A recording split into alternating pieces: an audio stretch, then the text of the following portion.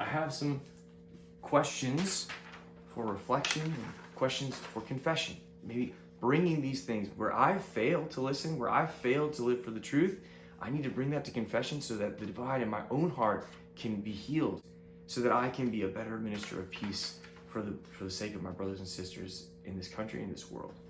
So the first question, is there any truth revealed by God or taught by the Catholic Church, a truth about who we are, that I reject? Is there any truth revealed by God or taught by the Catholic Church that I reject or refuse to conform to? Is there any place in my life where I say, okay, I'm with them on these truths. I'll hold on to these truths. I'll submit to these, but not this one. But I don't agree with this one, or not these truths. Is there any truth that I am rejecting? Truth from God that I'm rejecting, causing division in my heart, in my marriage, in my family? Second question. Is my silence truly avoiding offending another person, or is it depriving them of the truth that they're made for? This is a difficult area. It's a tension. There's no black and white here. We need to really ask ourselves, is my silence, by me not speaking up and by me not speaking to this person, am I truly avoiding the offense, or am I depriving them of the truth? Do they know the truth? And have I spoken that truth to them so that they can have a chance for freedom? Third question. Am I actually preaching the truth, or am I adding to the noise? I think at times we can be so upset or offended righteously when we see people telling lies, when we see people living lifestyles that are damaging to the human person, when we see things that bother us because we want to live by the truth and we want everyone to live by the truth, and so we want to speak up, right?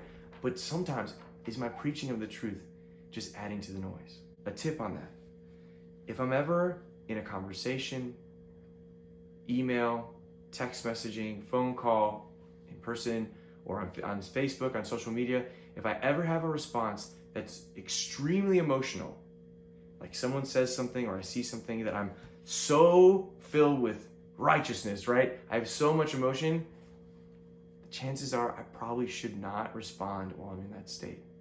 Wait until my emotions are under control, because the tendency when we have that high emotional response is actually to add to noise, is actually to use the truth as a sword to cut people down and to add to the division and not actually unify by the truth.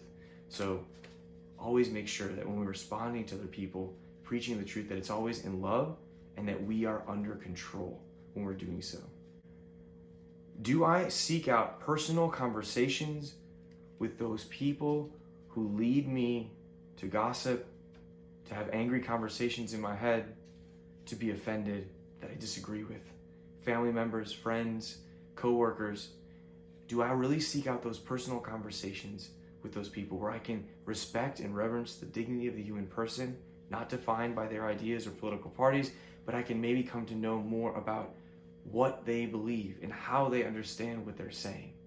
If these people are leading me to sin through gossip and the angry conversations, we should allow them to lead us into a personal conversation. One person to another, one human being to another, made in the image of God.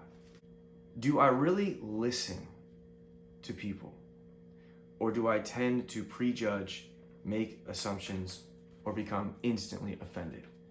Do I really give people the chance to speak?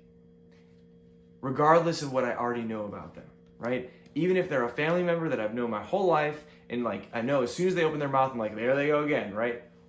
Do I really take a second to say, no, I'm gonna listen, and maybe I'll hear something new?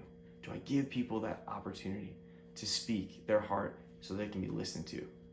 Or do I tend to prejudge and close my ears? Two more. Do I teach my children, for you families, do I teach my children the fullness of the truth of who we are, created by God? What it means to be created in the image of God, what it means to be male and female, what it means that we're made for marriage of one man and one woman. Like, these are the truths that God has created us for. Do I really teach my children that these are things that are unchanging, non-negotiable, that I didn't write it, that this is God's design for human nature? Do I teach my children that? So that they can have the anchor and they can have the foundation by which they can go through life and not be deceived and not be confused. They can know the truth of who they are created by God. And the final question is a general question. Am I more worried about possibly offending people than I am about my own salvation?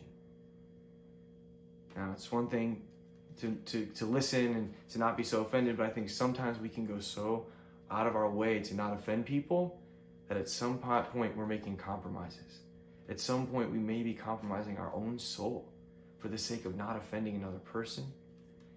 We need to think about that, and we need to bring that to confession. We need to be courageous and strong. And brothers and sisters, do not be disheartened. Do not be discouraged.